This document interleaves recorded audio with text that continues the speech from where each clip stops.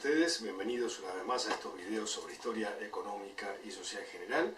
Vamos a hablar de la Revolución Rusa, el otro gran episodio que junto con la Primera Guerra Mundial dan inicio al siglo XX. Tal cual como lo habíamos anticipado antes, es un siglo corto, de 1914 o 17 hasta 1991.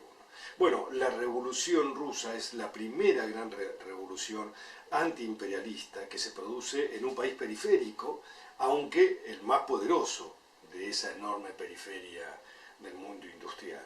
Y es una revolución que va a sentirse respaldada por lo que en ese momento se entendía era una lectura científica de la historia, por lo tanto tiene un fuerte espíritu iluminista y por lo tanto iba a terminar en una dictadura prolongada, ¿sí?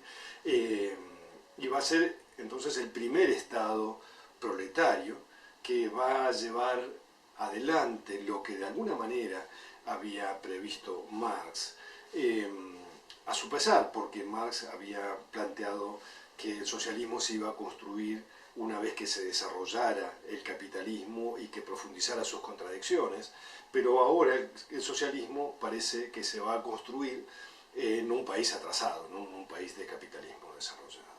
Entonces, la promesa que traía esta revolución era la promesa de la igualdad después de un largo siglo de expansión y de explotación capitalista, una economía más racional, sin crisis, pero Rusia venía arrastrando profundos problemas de larga data histórica, problemas que, bueno, son los que van a posibilitar la revolución, de una estructura social y económica más cerca del feudalismo que del capitalismo, es decir, de un enorme atraso con una monarquía teocrática autocentrada.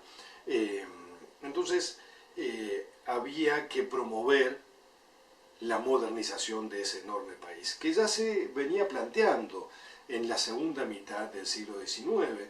Los zares, puntualmente a partir de 1861, comienzan el proceso de abolición de la servidumbre, de liberación de campesinos. Por otro lado, también comienzan, hacia fines del siglo XIX, a promover las inversiones extranjeras en algunas ciudades, fundamentalmente en Moscú y en San Petersburgo, lo cual va a hacer que en estas ciudades de puntual desarrollo industrial comience a también desarrollarse organizaciones obreras. Pero todo esto en un contexto de un país de enorme atraso, ¿sí? Estos elementos de liberación de los campesinos o promoción de la inversión industrial son de alguna manera expresión de esta intención de los zares de impulsar una salida del atraso de este país. Desde fines del siglo XIX también comienza a darse una discusión entre distintos partidos políticos de cómo salir, pero construir también el socialismo, de cómo salir del atraso y construir el socialismo. Y allí las discusiones están fundamentalmente entre los mencheviques y los bolcheviques. Los mencheviques que van a plantear, más en la línea del viejo Marx, la idea de que hay que desarrollar el capitalismo y una democracia, primeramente al estilo de los países europeos occidentales, en tanto que los bolcheviques están pensando en una transición rápida hacia el socialismo. Bueno, estamos en 1917, tenemos el problema de la guerra, de la Primera Guerra Mundial, la guerra contra Alemania, el problema del hambre y el problema de la construcción, de la corrupción en una monarquía que prácticamente ha perdido todo criterio de realidad. Entonces, en 1917 se produce esta revolución al calor de todos estos problemas, y es una revolución que va a tener dos momentos claves, febrero y octubre del 17. En febrero, donde va a ser el intento de construir una democracia al estilo de los estados de Europa Occidental, pero la existencia de una burguesía muy débil hace que ese intento de construir una democracia al estilo occidental fracase rápidamente, y en octubre de ese mismo año, del 17, los soviets toman el poder, ¿sí? y comienzan a construir esto que se va a llamar la revolución rusa y la revolución socialista, que va a tener los mismos problemas, fundamentalmente el hambre de ese inmenso país, el atraso, el tema de la guerra con Alemania, que insume recursos, insume vidas y que hace que sea urgente un armisticio con Alemania. Y en tercer lugar, la guerra civil que se va a desatar casi inmediatamente, es decir, la guerra contra los contrarrevolucionarios. Y en todo este contexto, en todo este marasmo de problemas, tratar de salir del atraso, de expandir la industria.